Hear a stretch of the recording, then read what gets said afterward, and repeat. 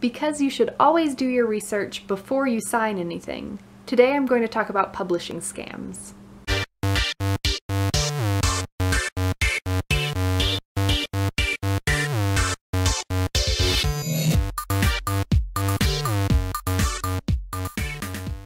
As an aspiring author, the idea of finding an agent or publisher, or publishing and promoting your own book, is daunting enough. What makes it even scarier is the fear of being a victim of a scam. There are plenty of helpful and wonderful people in the publishing world.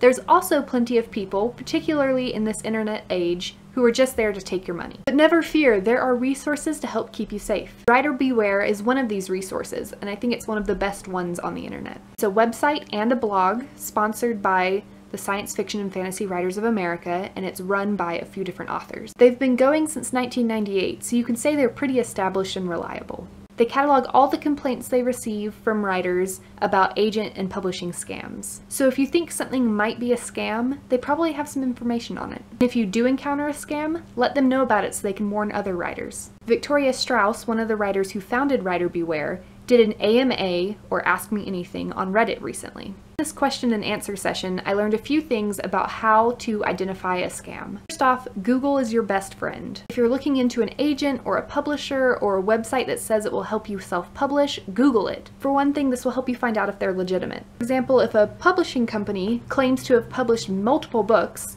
and you Google them and no books show up, they're probably lying. And even if it is a legitimate company, Googling them can help you find out if other writers have had bad experiences. Another thing to keep in mind is that traditional publishing never requires any money from you. If a potential agent or publisher is asking you for money, even if it's just money to print the first 100 copies, it's a scam. Another thing to look out for are guarantees that look too good to be true. There's no foolproof way to make sure that your book will sell X number of copies or make X amount of money. So if a website or a person is guaranteeing that they can make that happen for you, it's probably not legitimate. And last piece of advice for avoiding scams is never sign a contract or legal document without reading it thoroughly. If it seems really complicated and you don't feel like you really understand it, get someone who understands legal issues to look through the document for you. So basically, when it comes to avoiding scams, use your common sense. Most importantly, like I said before, research, research, research. You have the internet. It's really easy to just type in a company or a person's name. Do it. Anyway, I will put the links to Writer Beware's website and blog down in the description. And let me know if there are any other tips you found for finding and avoiding scams. And the Word Nerds will see you this Sunday at 7:30 Eastern Time as always. We will be doing our monthly book club, and it is Tiger Lily by Jodi Lynn Anderson. Other than that, have a great rest of the week, and I will see y'all later. Bye.